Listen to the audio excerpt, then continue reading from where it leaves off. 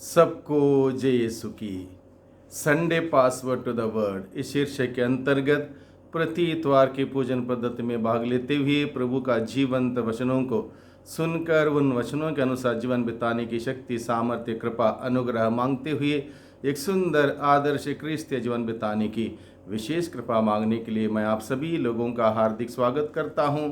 आज के दिन में हम लोग सामान्य काल के 20वें इतवार की पूजन पद्धति में भाग लेंगे और आज के दिन में हम सबों के लिए मनन चिंतन करने के लिए विषय दिया है संत मती के द्वारा रचित सुसमाचार अध्याय 15 पद संख्या 21 से 28 का प्रसंग है। इस प्रसंग में मुख्य रूप से अगर हम मनन चिंतन करें, बड़े ध्यान से देखें तो हम सबों को यह संदेश मिलता है कि एक कनानी स्त्री अपनी बेटी की ज़रूरत को लेकर प्रभु के पास आती है, दया की याचना करती है, सहायता मांगती है और गिड़गिड़ाती है।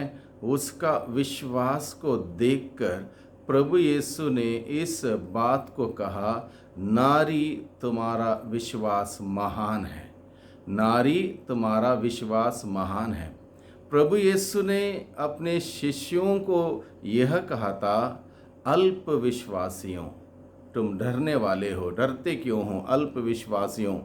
यानी कि कितना विश्वास अल्प है, कितना विश्वास महान है, इस बात को हम लोग आज के दिन में समझने की चेष्टा करें, क्योंकि मुख्य विषय है विश्वास। इसलिए कितना विश्वास अल्प है और कितना विश्वास महान है, इस बात को हम समझने की चेष्टा करेंगे। विश्वास की कमी कब होती है? विश्वास की कमी कब होती है? जब मैं सोचता हूँ कि मेरी प्रार्थना का उत्तर मेरी इच्छा के अनुसार ही होना चाहिए, जब मैं सोचता हूँ मेरी प्रार्थना का उत्तर मेरी इच्छा के अनुसार ही होना चाहिए, तब मेरा विश्वास कम है।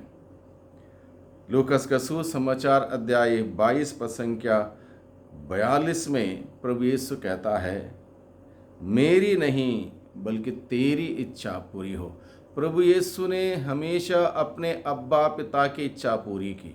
अब्बा पिता की इच्छा पूरी करना विश्वास का एक संकेत है। यानी कि मैं अपने आप को संपूर्ण रूप से ईश्वर के हाथों में सौंप देता हूं। जो ईश्वर मेरे लिए करे वो मेरे लिए ठीक है, मैं उसको विनम्रता से स्वीकार करता हूं। यह विश्वास है। दूसरा, डर को विश्वास से बड़ा बना देना।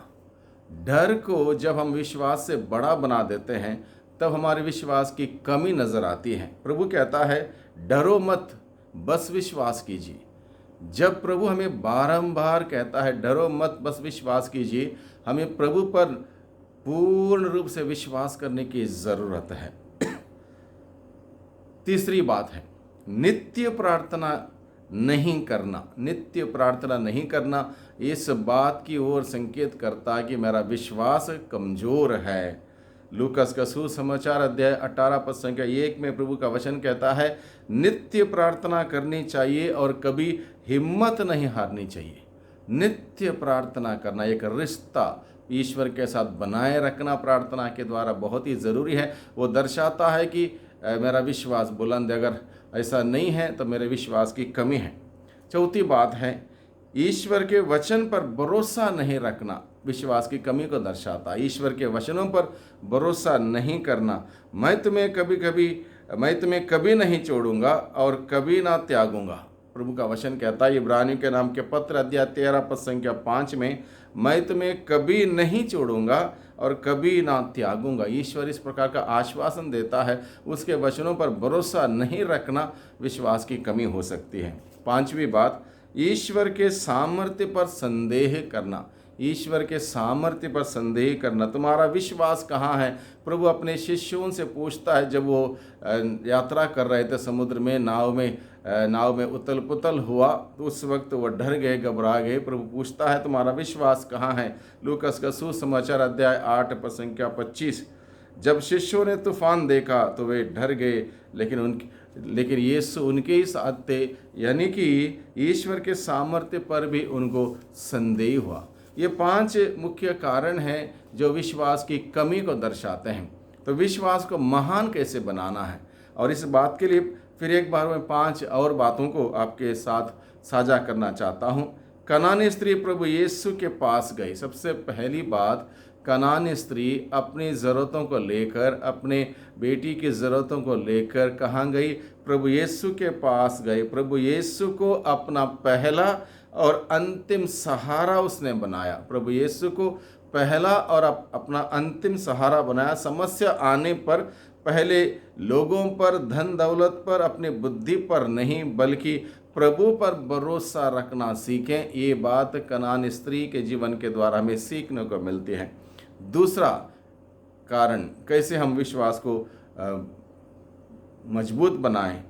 कनानी स्त्री ने दया की याचना की। प्रभु के पास जाके विनम्रता से दीनहीन बनकर दया की याचना की।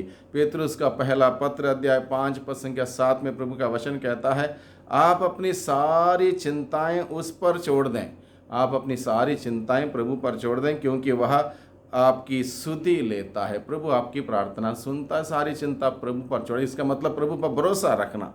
तीसरी बात है, उत्तर नहीं मिलने पर भी कनानी स्त्री प्रार्थना में बनी रही। उसको उत्तर नहीं मिला, 1 2 3 बार उसने गुहार लगाई, लेकिन उसको उत्तर नहीं मिला। उसके बावजूद वो प्रार्थना में बनी रही। ईश्वर घमंडियों का विरोध करता, किंतु विनीतों को अनुग्रह प्रदान करता है। याकूब का पत्र अध्याय 4 पद संख्या 6 में बताया गया है, ईश्वर घमंडियों का विरोध करता, किंतु विनीतों को अनुग्रह प्रदान करता है।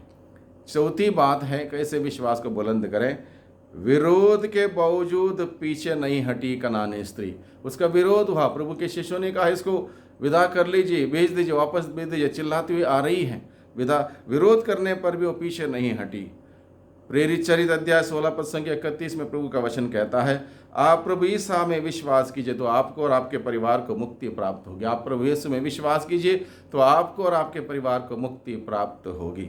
और 5वां कारण है जहाँ से हम विश्वास को मजबूत कर सकते हैं, अंत तक प्रभु पर भरोसा करती रही कनानी स्त्री। अंत तक प्रभु पर भरोसा करती रही कनानी स्त्री। अंत में प्रभु यीशु ने कहा, नारी तुम्हारा विश्वास महान है।